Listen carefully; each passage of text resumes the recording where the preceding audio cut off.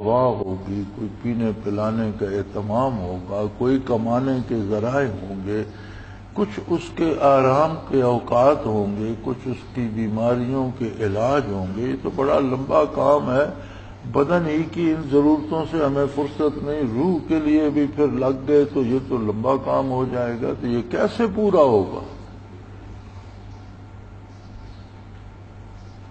اس مالک مطلق نے مشکل کام جو تھا اسے آسان طریقہ دیا۔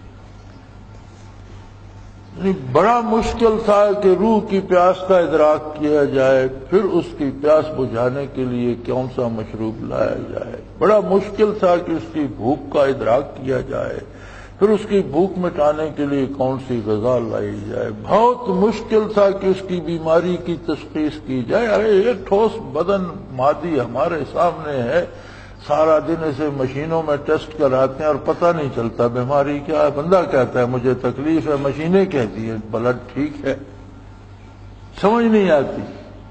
تو یہ معاملہ اگر روح کے ساتھ چل پڑتا تو کون سی مشینیں آتی، کہاں سے ہم ٹیسٹ کرواتے، کہاں سے دوا لیتے، کہاں جاتے، کیا ہوتا۔ وہ ایسا کریم ہے کہ جو سب سے مشکل کام تھا وہ سب سے آسان تھا۔ اس نے فرمایا فَاذْكُرُوا اللَّهَ ذِكْرًا كَثِيرًا وَسَبِّحُوهُ بُكْرَةً وَأَصِيلًا۔ سب سے زیادہ کام زندگی میں جو کرو وہ اللہ کے نام کا ذکر کرو اور الگ دوام کرتے رہو۔ بُكْرَةً وَأَصِيلًا، اس کا انگریزی ترجمہ بنتا ہے راؤنڈ دا کلاک، ہمہ وقت، ہر وقت۔ وَاذْكُرْ رَبَّكَ إِذَا نَسِيتَ، اگر کسی طرح مصروف ہو گئے بھول گئے، جیسے یاد ہے پھر ذکر شروع کر دو۔ اللہ اللہ کرتے رہو، روح کی غذا بھی ہو جائے گی، روح کی دوا بھی۔ کوئی بیماری تلاش کرنے کی ضرورت نہیں، تم اللہ اللہ کرتے رہو، اللہ کا نام نامی بیماری تلاش بھی کر لے گا اور اس کا علاج بھی کر لے گا۔ تم اللہ اللہ کرتے رہو، وہ اس کی پیاس کا ادراک بھی کر لے گا، اس کی پیاس بجھا بھی دے گا۔ تم اللہ اللہ کرتے رہو، وہ اس کی بھوک کا ادراک بھی کر لے گا، اس کی بھوک بجھا بھی دے گا۔ تم اللہ اللہ کرتے رہو، وہ اس کی گرمی سردی کی ضروریات کا ادراک بھی کر لے گا، ان کو ضرورتوں کو پورا بھی کر دے گا اور بہت اچھے طریقے سے کر دے گا، اور اس کی صحت بھی درست رہے گی، اس کی حیات بھی کامل ہوگی، وہ لولی لنگڑی نہیں ہوگی، وہ بے اثر نہیں ہوگی، وہ مر نہیں جائے گی۔ یاد رکھو روح کی موت فنا نہیں ہے۔ قرآن حکیم نے جہاں فرمایا اِنَّکَ لَا تُسْمِعُ الْمَوْتَىٰ، آپ مردوں کو نہیں سنا سکتے۔ یہ مت سوچئے کہ حضور قبرستانوں میں جا کر واعظ کہتے تھے تو اللہ نے فرمایا یہ کام غیر ضروری ہے، آپ مردوں کو تو سنا نہیں سکتے۔ یہاں وہ مردے مراد ہیں جو بظاہر تو زندہ ہیں لیکن ان کی ارواح اس قدر کفر میں لتھڑ گئی ہیں کہ انہیں مردہ کہہ دیا۔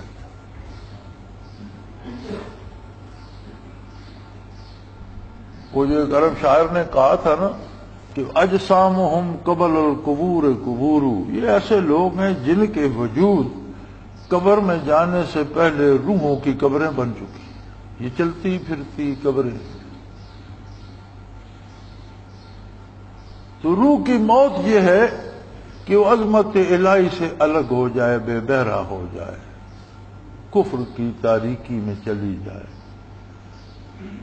یہ موت اس کو پھر جہنم کے عذابوں میں لے جاتی ہے۔ اس کی موت فنا نہیں ہے بلکہ اس کی موت اللہ سے دوری میں ہے، عظمت الہی کو بھول جانا، اور حیات اس کی یاد الہی میں ہے، عظمت الہی۔ عجیب بات ہے، اسلام نے منع نہیں کیا، فرمایا خلق لکم ما فی الارض جمیعا، روح زمین پر جو کچھ ہے وہ تمہارے لیے، تمہاری خدمت کے لیے۔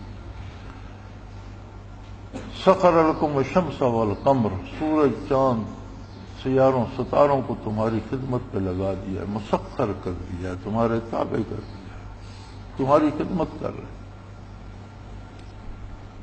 ہر چیز سے بھرپور استفادہ کرو، اچھا کھاؤ، اچھا پہنو، اچھی طرح رہو، اچھا گھر بناؤ، لیکن اللہ کی کائنات میں اللہ کے بنائے ہوئے طریقے سے رزق کما کر، جائز وسائل سے رزق حاصل کر کے، دوسروں کا چھین کر نہیں، چوری چھپے سے نہیں، رشوت لے کر نہیں، ناجائز ذرائع سے نہیں، ناجائز ذرائع سے اچھا کھانے سے حلال کا روکھا سوکھا بہتر ہے۔ منع نہیں فرمایا کسی بات سے، لوگ شادیاں کریں، لوگ اولاد پالیں، لوگ گھر بنائیں، لوگ اچھے کپڑے پہنیں، اچھا کھانا کھائیں، لیکن شرط ایک ہے کہ اس کا جہان ہے وہ اس میں آپ کو رہنے کے لیے عطا فرمایا، اس میں کچھ اصول طریقے قاعدے بنائیں، ان کے مطابق رہو موج پر۔ یہ جو لوگ کہتے ہیں کہ اسلام پر چلنا مشکل ہے، وہ دراصل اسلام پر چلنا نہیں چاہتے، وہ اسلام کی حدود کو پھلانگ کر اپنی پسند سے جینا چاہتے ہیں، اس لیے کہتے ہیں مشکل ہے، ورنہ دنیا میں جتنے طریقے زندگی کے ہیں سب سے آسان طرز حیات وہ ہے جو اسلام سے جو اللہ نے عطا فرمایا، سب سے پرامن، سب سے پرسکون، سب سے آسان راستہ ہے، شرط یہ ہے کہ اللہ کو اپنا رب مانتا ہو۔ اللہ کو اللہ ماننا اور اپنی مرضی کے اوصاف اس کو کے ساتھ لگا دینا، یہ تو ساری دنیا کرتی ہے۔ محدود چند لوگ پوری انسانی تاریخ میں ایسے ہوئے جو اللہ کی بجائے زمانے کو ہر کام کے کرنے والا مانتے ہیں، جنہیں دہریے کہا جاتا ہے یا نیچری کہا جاتا ہے، وہ بہت محدود چند۔ باقی جتنے مذاہب باطل ہیں سب کے ہاں اللہ کا تصور موجود ہے، لیکن وہ اپنے انداز سے مانتے ہیں، صفات وہ بیان کرتے ہیں جو ان کو چاہیں، کہتے ہیں بڑا تو وہی ہے، اس ہمارے بت کو اس نے ہماری بیماریوں کی شفا کی طاقت دے دی ہے، ہمارے اس بت کو اولاد کی طاقت دے دی ہے، ہمارے اس بت کو دولت بانٹنے کی طاقت دے دی ہے، اسی کی دی ہوئی ہے، بڑا تو وہی ہے۔ اللہ کو اللہ ماننا اور ایسا ماننا جیسا اللہ کا رسول صلی اللہ علیہ وآلہ وسلم منواتے ہیں، یہ اسلام ہے۔ اللہ کو ایسا مانا جائے جیسا آقا نامدار صلی اللہ علیہ وسلم اس کی ذات اور اس کی صفات منواتے ہیں، ویسا یہ بنیاد ہے عقیدے کی۔ اب حضور کے کہے پر تب ہی مانے گا جب حضور کی نبوت کو تسلیم کرے گا، تو ایمان مکمل ہو گیا۔ آگے باری عمل کی آتی ہے۔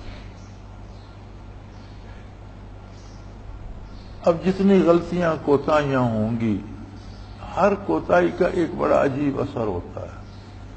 ہر بد پرہیزی بیمار تو کرتی ہے، ہر غلط جملہ، ہر بری بات، ہر برا عمل ایک اثر چھوڑتا ہے، اور جس طرح غذا کی بد پرہیزی مادی جسم کو بیمار کرتی ہے، کردار کی بد پرہیزی روح کو بیمار کرتی ہے، اور روح کی بیماری میں پہلے عرض کر چکا ہوں کہ اللہ سے دوری ہے۔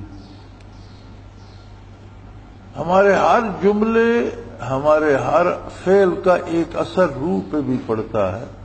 اگر وہ غلط ہے تو روح پر تاریکی حجابات آنے شروع ہو جاتے ہیں، اور اگر وہ تاریکی اتنی بڑھ جائے کہ وہ روح کو اس میں ڈبو دے تو اچھا بھلا مسلمان بھی عقیدہ چھوڑ کر کسی غیر اسلامی عقیدے پہ چلا جاتا ہے۔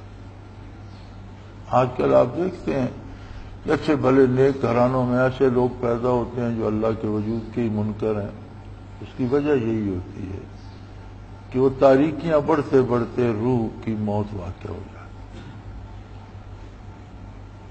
تو اس کریم نے یہ معاملہ بھی آسان کر دیا کہ زندگی کے ہر شعبے میں اللہ کے رسول صلی اللہ علیہ وسلم کی پیروی کرو تو الخود روح کی قوت بڑھتی جائے گی، جلا بڑھتی جائے گی، صحت ٹھیک ہوتی جائے گی، اس کی توجہ اللہ کی طرف ہوتی جائے گی۔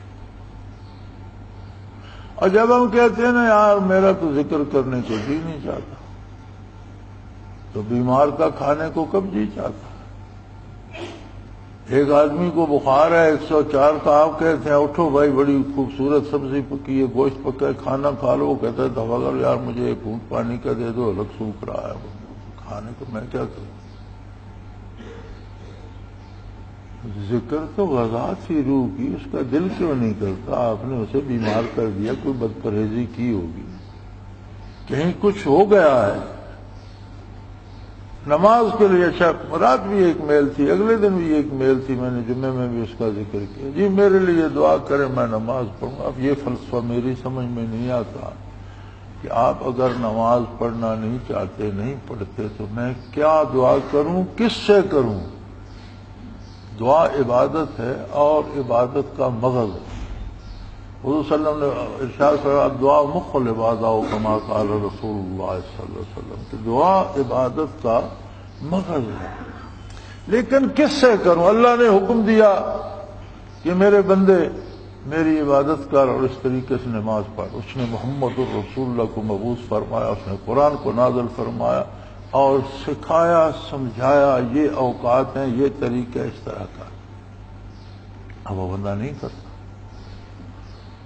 اب وہ چاہے یا مجھے کہے یا آپ سے کہے کہ جاؤ اللہ سے جا کر عرض کرو کہ میں نماز پڑھنے لگوں، تو کیا وہ بے نیاز یہ نہیں فرمائے گا کہ تم کون ہوتے ہو؟ میں نے اسے پیدا کیا، میں نے ساری نعمت دی، زندگی دی، شعور دیا، میں نے حکم دیا، میں نے محمد رسول اللہ کو مبعوث کیا، میں نے قرآن اتارا اس کے لیے اور اسے کہا نماز پڑھ، تو وہ نہیں پڑھتا، تم سفارشی کہاں سے آ گئی؟ تم کون ہوتے ہو درمیان؟ ایک کام جس کے کرنے کا حکم دیا اللہ نے، جس کے لیے نبی مبعوث ہوئے، جس کے لیے قرآن اترا۔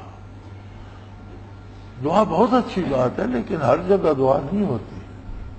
اب دعا کس سے کریں جا کر؟ جس نے حکم دیا۔ آپ اپنے نظام میں دیکھ لیں، آپ کا کوئی ضلع کا افسر، کوئی صوبے کا افسر، کوئی چیف منسٹر کسی کو حکم دیتا ہے محتاج کو یہ کرو، پھر وہ آپ کو بھیجے گا کہ جب اس سے کہو یار مجھ سے یہ نہیں ہو سکتا، تو تم ایک بار پھر مجھ سے کہو، یا تم آ کر میرے ساتھ لگ جاؤ تو مل کر یہ کرتے ہیں، مجھ سے نہیں ہوتا۔ کبھی کہا ہے آپ نے؟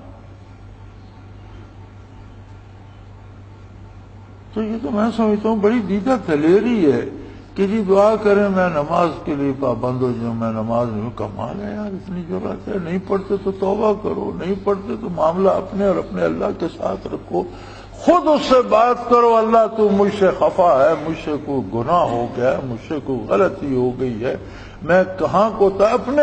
اور آج کے دور میں تو سب سے پہلے اپنے رزق کے وسائل کو دیکھو، کہیں حرام تو نہیں کھا رہے۔ جہاں بندہ سود